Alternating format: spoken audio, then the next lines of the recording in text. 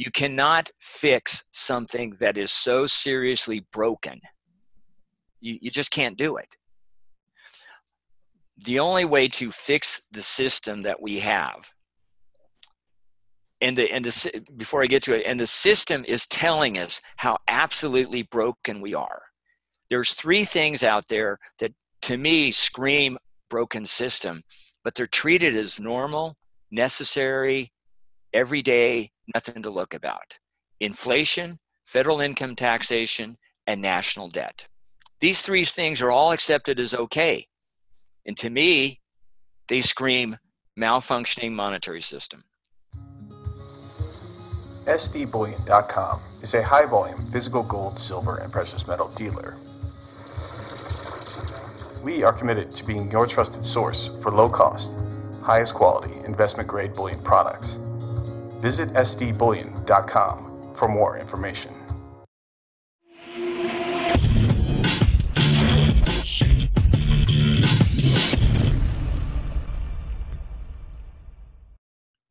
Welcome back to Silver Doctors. Today I'm excited to have first-time guest, Mr. Alan Myers.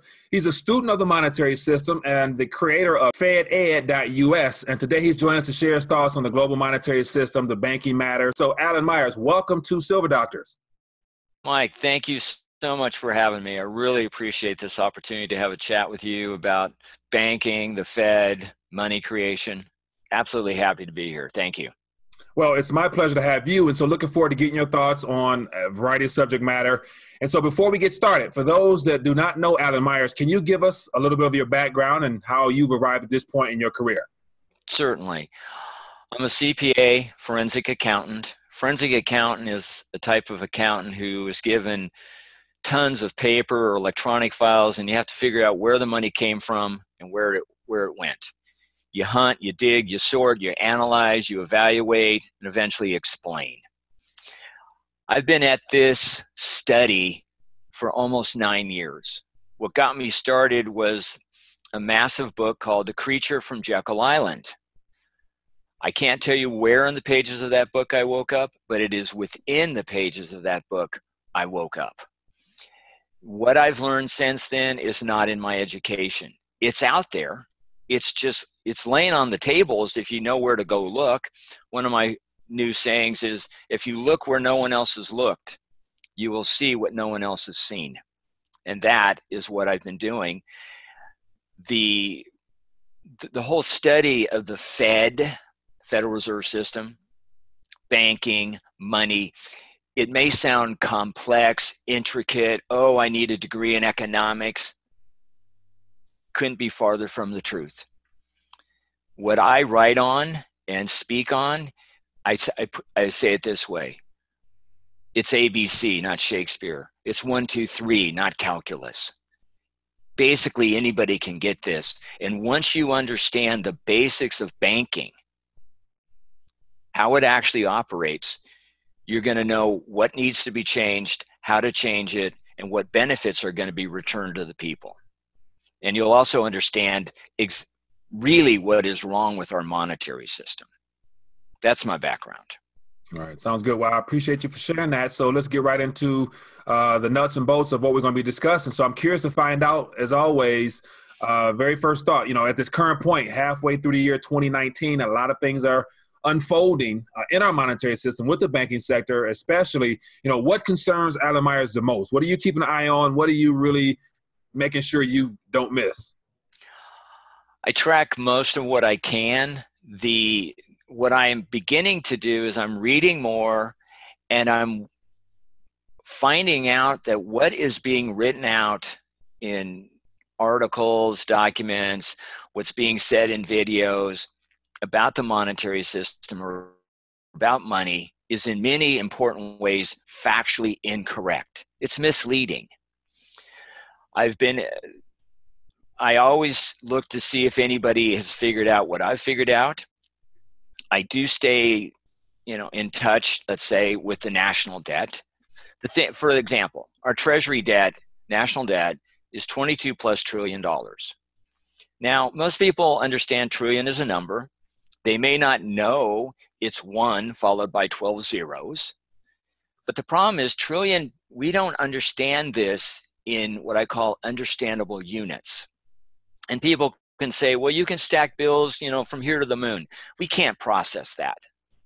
So let me give you a trillion in what I call 3 understandable units. Seconds. What's a second? Snap of a finger, right? A trillion seconds. Mike, if you could live a trillion seconds, you'd live to be 31,709 years old. That's 1 trillion. Okay, that's not going to happen. So let's say you're an athletic man. You decide you want to walk 1 trillion inches. Take a look at a ruler. See how big an inch is. It isn't much. To walk 1 trillion inches, you'd have to walk a distance equal to about 633 times around the Earth at the equator.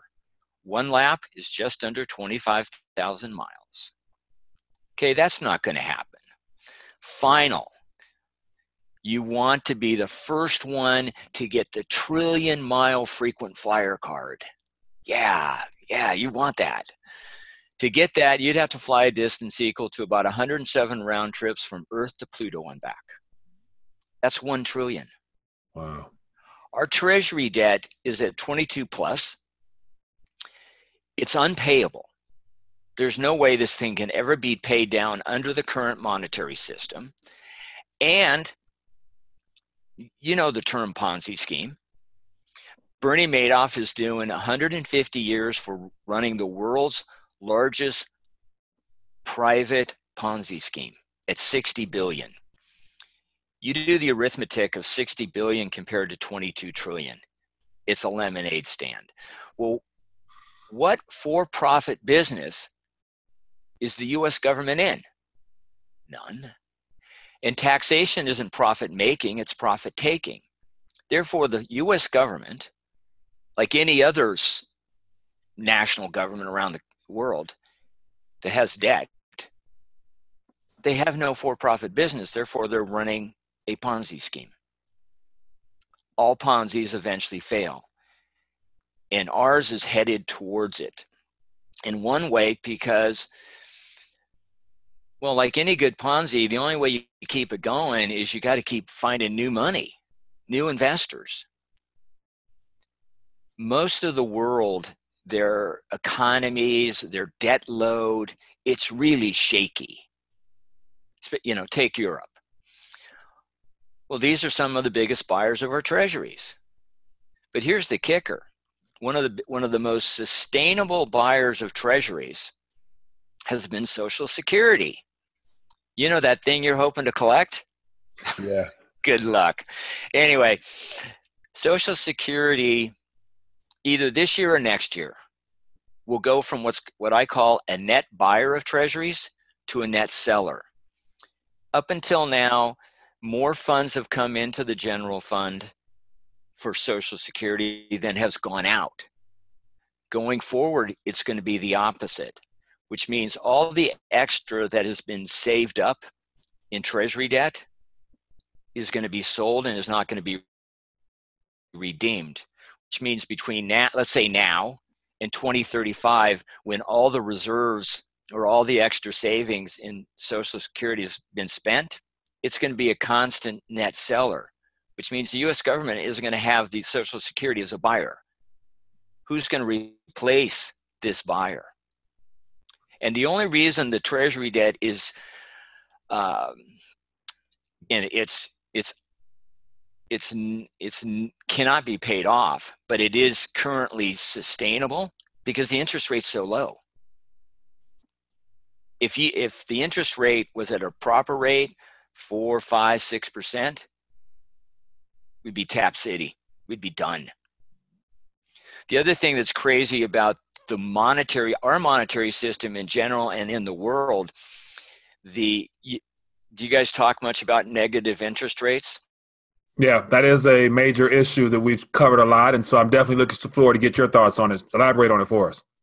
Well, with negative interest rates, the baseline assumption is that money has no time value, which if that was the case, there would be absolutely no reason to save it. You spend it as fast as you get it. This was actually one of the things that happened in Germany during the Weimar Republic. there's many stories of people getting paid at noon and running out and going getting their groceries because the price would go up.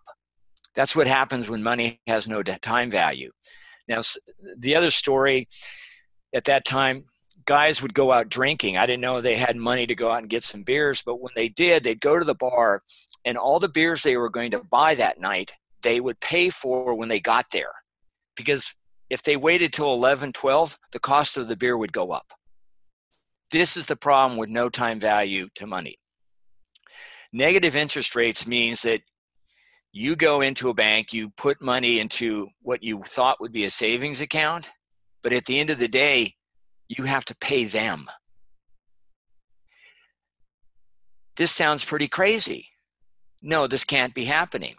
You check out Europe and the rest of the world, there are many countries that have negative interest rate bonds, which means, let's say you invest in $1,000 bond. When you finally cash it in, you're not even getting $950. The only reason to do that is that your belief would be that you're going to get more out of that bond than what inflation would have done to ruin your purchasing power. But that to me is just crazy, negative interest rates. And they're even talking about it in the US. On the far end of this monetary system spectrum is there are countries and businesses such as Coca-Cola. I'm not faulting these people. And there's universities that are issuing what are called century bonds. The bonds will not mature for 100 years. Wow. Okay, you buy one now, your grandchildren may not be around for these to clear. This shows you how out of whack the system is. Negative interest rates really tell me that all these systems, not just the US, is struggling. And that's one of the reasons why the interest rate overall is so low, because they're trying to keep money going in the system, because if it had a normal interest rate, most people would be tap city. Right. But negative interest rates to me is an indicator there's something seriously wrong with a monetary system. Right. Now let's peel back some of the layers to all this craziness in our banking sector, and in regards to the whole credit expansion, the way currency is brought into existence, and it's extinguished on another end. Elaborate and give us some thoughts on that. Most people understand, or it's not a secret, that banks create money when they fund a loan. But I'm going to stop right there and expand on this one topic. You may have heard many times that the Fed creates money or deals in money. The US government creates money or deals in money. This is absolutely 100% incorrect. Only people are businesses, and the definition of what is money doesn't say specifically, but I'll say our state governments. People and our state governments have money, and the basic term is called M1. M stands for money, 1 stands for the number 1 supply. The three main things that are in the M1 money supply are cash in circulation, coin in circulation, and electronic digits in checking accounts.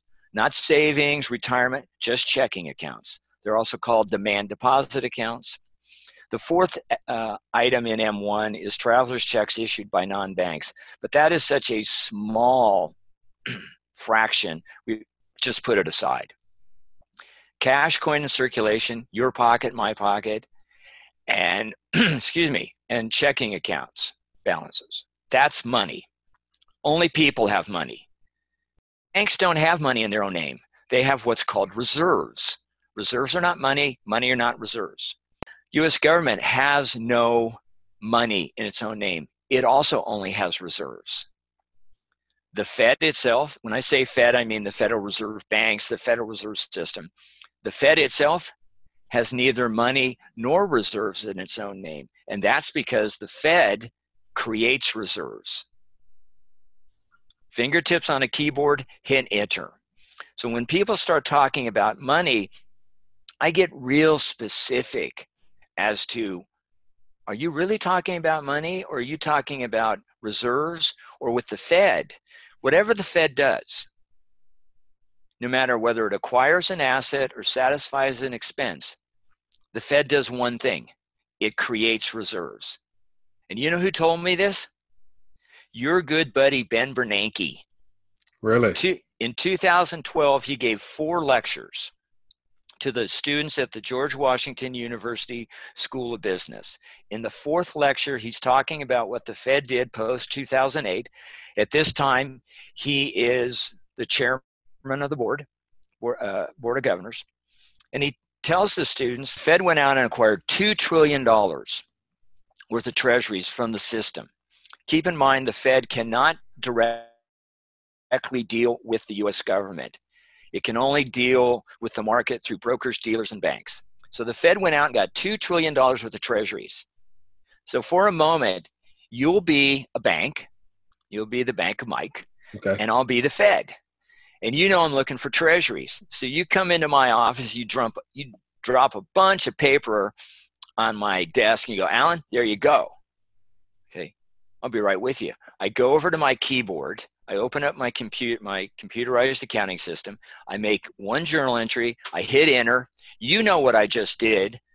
I go back to you. I give you a thumbs up. You go, cool. You walk out the door. The Fed, acquired $2 trillion worth of treasuries with a journal entry. I increase my asset called treasuries on my balance sheet, and the offsetting credit is to your reserve account. Hit enter. I'm done. You're happy because you just sold $2 trillion worth of treasuries to me. And your reserve balance just went up. That's how the Fed works. It doesn't print, it doesn't manufacture money, even though people keep saying they do. The Fed has nothing directly to do with money. It can influence the amount of money in the supply, but it does not create it. Which means when you start reading people talking about that the Fed is creating money, they're absolutely incorrect. Only banks create money. They create money with journal entries. Now, everybody thinks that banks only create money by funding loans. Now, do you remember the TV show Star Trek: The Next Generation? Yeah, I do. Okay, do you remember the replicator? Yes, I do. Okay, for those who don't, Captain Picard, captain of the Enterprise, he's standing in his ready room, and he goes up to his replicator. And for those who don't know, a replicator looks like a microwave oven built into a wall without a front door. And he goes up to and he says, computer, tea, Earl Grey, hot. And there you go. You get the cup, you get the saucer, you get the tea bag, you get the tea, heated to perfection, has a little sip. Well, when you have a replicator, a food beverage replicator, and you can make any food or beverage item you want. And wouldn't we want to have one of those? Yeah, we sure would. Do you need a refrigerator, freezer, stove, oven, microwave, pantry, dishes? Of course not. You won't even need a dishwasher because you put all the stuff back in and you say, take it, and it takes it back to energy. Well, the banks have a replicator, fingertips on a keyboard. Now, do you think if you have a money replicator, you're only creating money when you fund loans? No, you don't. You create money when you acquire assets from consumers. You create money when you satisfy expenses to consumers. Note, I don't use the word pay. You and I, Mike and Alan, we pay for stuff. We go financially out of pocket. Banks just create money. Therein lies the problem. Yeah. Now speaking of which, I like the fact you're touching on just the creation of digits out of nowhere. And so I'm not sure, have you been paying attention to the whole repo market activity and the acquiring or liquefying of the banking sector through these 24-hour loans or whatnot? Touch on that for me. Well, keep in mind, the banks are dealing with the Fed. Now, all member banks, and all the big banks are member banks, have what are called reserve accounts. They're not bank accounts, they're reserve accounts. And when they need a loan from a bank or from the Fed, well, if they need a loan, let's say you're a bank and I'm a bank, and I need, because my reserves are short, and you have excess reserves. Through the Fed system, you're going to transfer some of your reserves to me.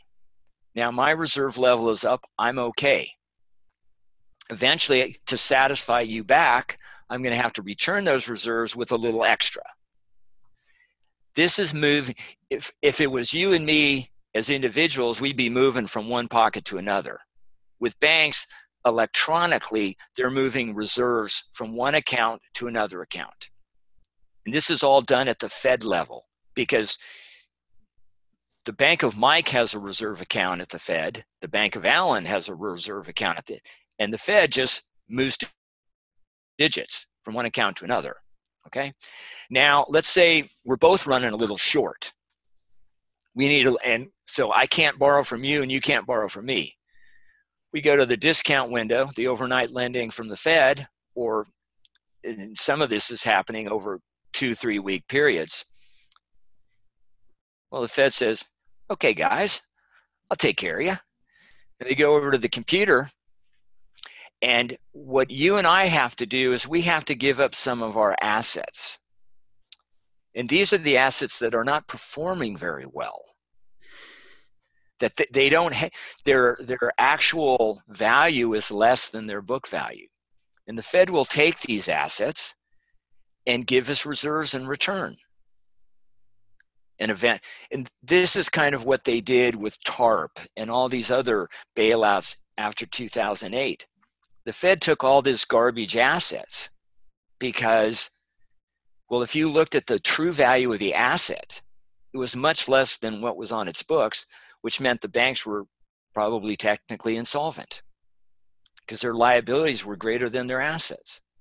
But what the Fed is doing, and even though they keep saying it, the Fed is not printing money. It never does. Money is never printed into existence. It's not printing money. It's not creating money. It is creating reserves. And only banks and the U.S. government use, and I use this term kind of loosely, use that currency to transact business. Does that make sense? Yeah, it does 100%. Now, so I'm getting a good breakdown of what's going on and how currency digits are brought into existence in the form of reserves. So that's clearly a problem because, as we started off earlier, the debt issue is linked to that. It's a reflection of all this creation of debt that would not be paid back. So we know the problems. What are some solutions? What's Adam Myers put together as possible solutions that can help give us a better, more promising future? Well, one solution is to go screaming into a cave and closing it and just hoping it all goes away. Okay, that's not gonna be really good. You cannot fix something that is so seriously broken. You just can't do it. The only way to fix the system that we have, before I get to it, and the system is telling us how absolutely broken we are. There's 3 things out there that to me scream broken system, but they're treated as normal, necessary, everyday, nothing to look about. Inflation, federal income taxation, and national debt. These 3 things are all accepted as okay. And to me, they scream malfunctioning monetary system. Break it down for me. I'll get to the answer and then we can talk about those 3 if you like. Okay. Money creation is in the hands of banks. Only banks create our money. Well, as I said earlier, what do banks do with that replicator? They fund loans, they acquire assets, and satisfy expenses. And what does this monetary system give us? It gives us total unpayable debt. At the national level, I just did some research the other day. State pensions. These are the state pensions, not the other private or public pension, just the state pensions. Almost 1.3 trillion in debt. That's the state pensions. Some of them are almost fully funded, but a vast majority of them are under 60% funded. 3 states are under 40% funded. Then you get to the public and the private pensions other than the state pensions. Then you get to personal debt and business debt. We have nothing but debt in this system. The only way to fix this problem is to return the power and the benefit of money creation to the proper owners, we the people. And there's a way of doing it. It's somewhat of a lengthy explanation, but that's the upshot. We still need banks. I'm not anti-bank. I'm not anti-bank people. I'm not anti-bank buildings. We need banks. I just don't want them to be the creator of our money. And given that only people really use money, why aren't we in charge of it? Great point. Because think about this, because someone's going to come back and say, okay, Alan, you're a wackadoodle. We take the power to create money away from banks. Now what? Okay. My idea, and again, I haven't fleshed this out completely, but the general idea is the power to create money is returned to the unified benefit of the people. And the best use of that power to create money in a unified way is we fund our federal government by creating money, kind of the way banks do, which means our federal government no longer needs to tax and will no longer be able to borrow. It will get all the money it needs, all the funding it needs based on approved budgets. IRS goes away. The national debt will get paid off. And we, the people, can control the supply in such a way that we don't have inflation, loss of purchasing power. Now, when you say we, the people, you're referring to a single body, Department of Treasury, or what exactly? No. I take this out. We've already seen, okay, the Constitution, God bless that document. That Constitution, Article 1, Section 8, gave the power over money to Congress. Well, we have seen what Congress did with that. It gave it away in the Federal Reserve Act of 1913. Thank you very large. Okay, we don't need to do that. No, when I say we the people, I'm thinking there's one institution. I call it the National Bank for no other better term. The National Bank is owned, controlled, directed, monitored, and reports to the people, not the government. The way we, the people, control this entity is kind of the way the Constitution originally had senators at the federal level. They're coming from the state. They were not subject to popular vote. And the number of people coming from each state to control and run and monitor this entity is up for debate. Could be 2, it could be 20, I don't care. Every state gets the same say-so in the running of this business, but the states would, and the people in each state would control their state and tell their state reps, get this done or don't come home.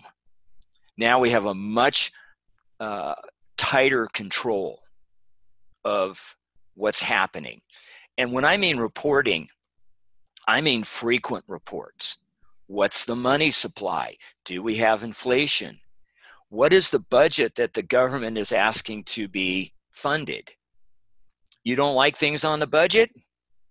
Dial the phone, send an email.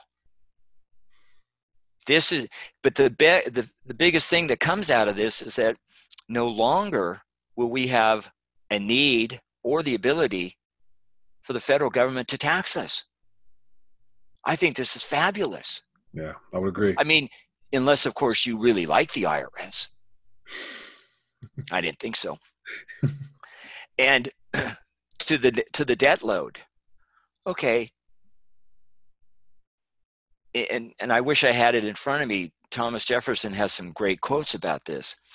But what has been happening especially over the last few decades, the debt load is being piled up to such an extent that it is the next generation that's really going to bear the burden of having to pay this off.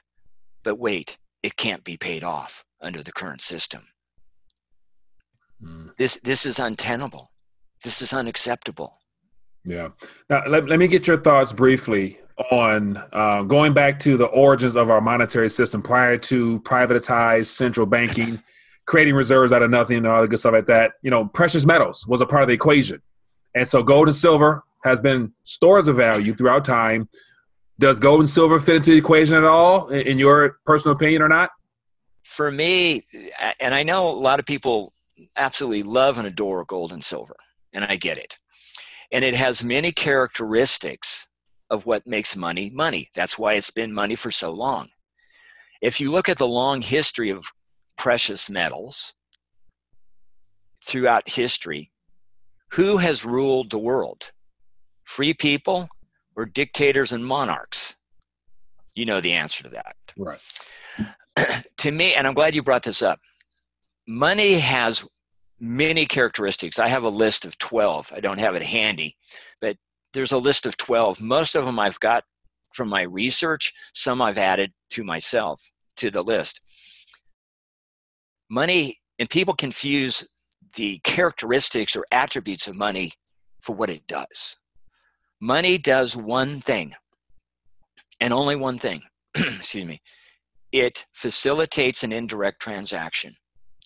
It's what took humanity from direct barter to indirect exchanges, which meant the more and more we could do indirect transactions, the more and more people could specialize.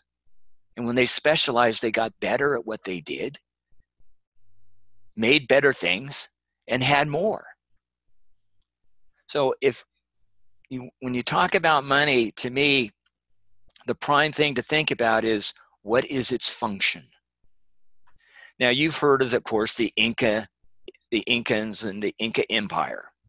It was one heck of a civilization for hundreds of years until it ran into Spanish rifles and their diseases.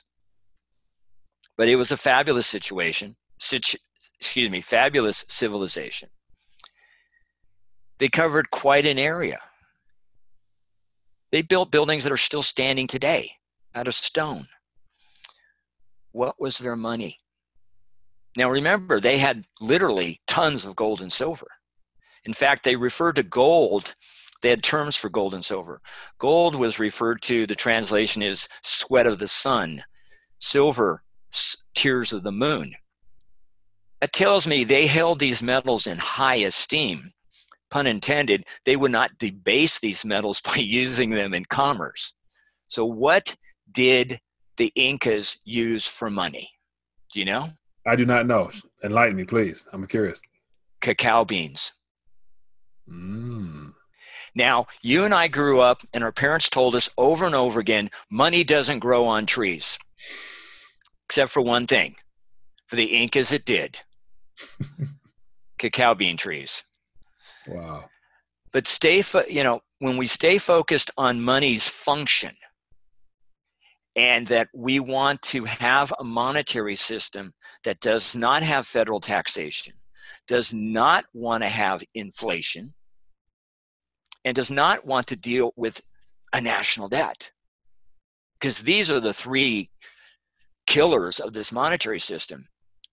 Now, with that as the background and the focus, let's talk about what's going to be money. If you can go out today and you got a little plastic card in your wallet, or you got, some paper with green ink on it, and you can get food, get gas, get whatever, that's money. Because the person or the business that accepted it can go out and use it again.